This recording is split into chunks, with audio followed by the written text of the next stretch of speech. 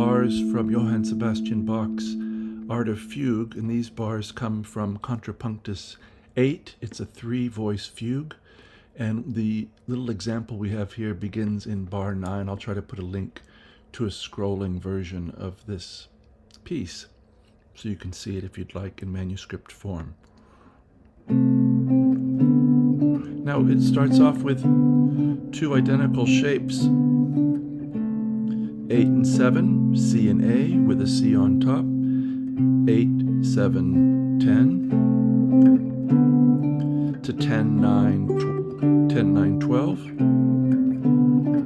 We might think these are the same chord, just moved up a whole step, but their harmonic implication are really different.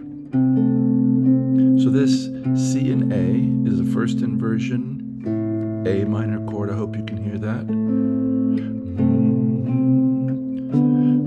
Now this D and B with a D on top could be part of diminished, could also be part of E7 with the flat 7 and the 5th above, implying E7. So we're going to get C in the bass, D in the bass, E in the bass. I'll call it frets just to make sure you have these. 8, 7, 10, 10, 9, 12, and now E and G sharp, meaning E7, 7 and 6 on strings 5 and 4. And now we're gonna, nice little contrary motion move. So E and G sharp 7 and 6, D and F 10 and 10. This is now E7 flat 9 with the 7th in the bass. So third inversion, E7. And then we're gonna come back to E octave. So E and E, 7 and 9. And the melody is going to come down a whole step to D. So far, and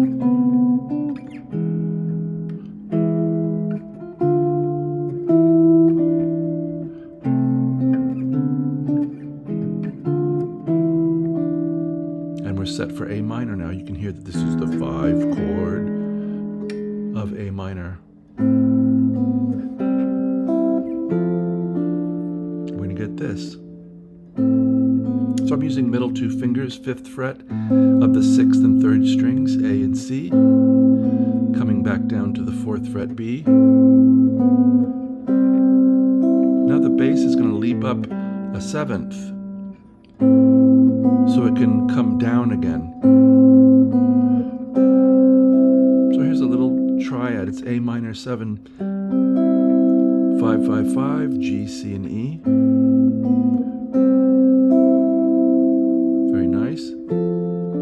Now we're going to go outer, inner, the outermost notes, sandwiching a middle note. So here's F, A, 8 and 10, with 7th fret D in between. So how about...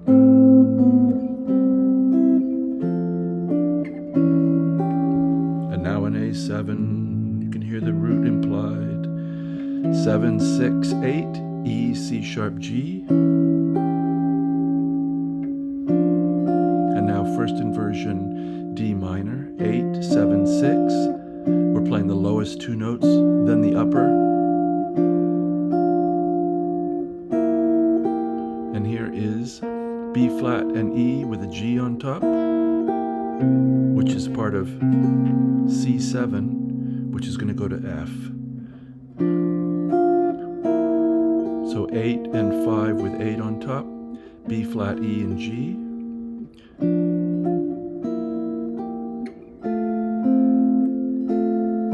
And now F chord. So we had a kind of a 5-1 little mini cadence, but it's quickly gives way to the E7 flat 9 chord that's going to take us back to A minor.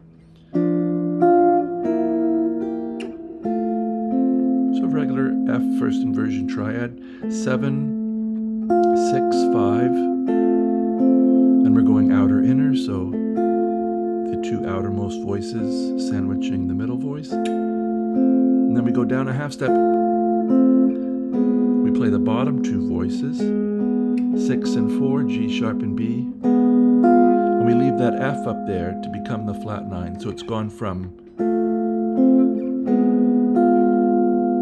being a consonant root of a chord to being the flat 9.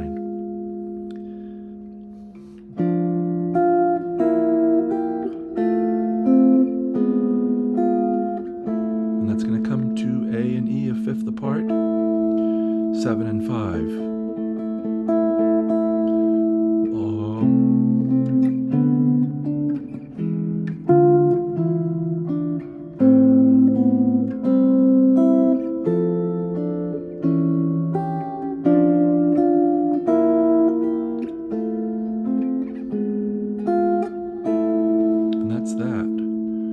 Contrapunctus 8, starting at the 9th bar. Some very useful things we could glean from this, just motion.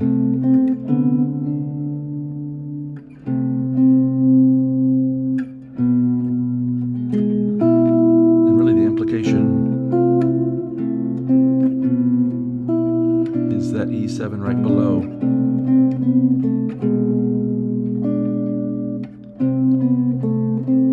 A minor.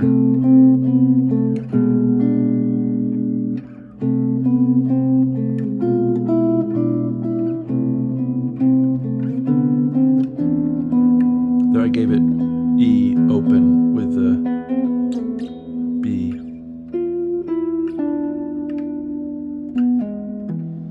And A minor.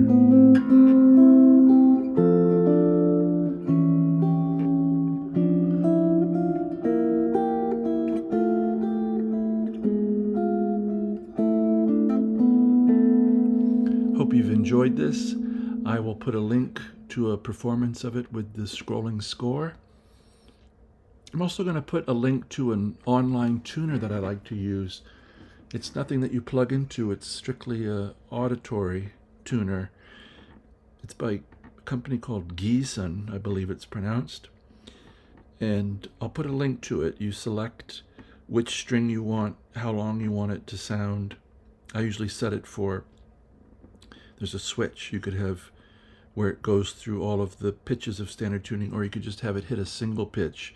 I set it for a single pitch, tune the A string to it till it really sounds like it's right, then go D, G, B, E, and then finally low E, and then I pull on the A string again and tune it again, because by that time it's probably changed a little bit. You have to be really still inside to be able to hear when things are in tune when using a tuner this way, a tuning fork, or something like this online tuner that I'm describing. So I hope you'll give it a try and just relax into the sound of the beating calming down, and where you just hear the two tones, the one you're making and the one the machine's making, just purring.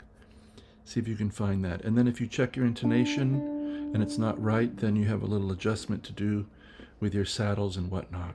So I hope this finds you very well. And as always, I do wish you a very, very good day.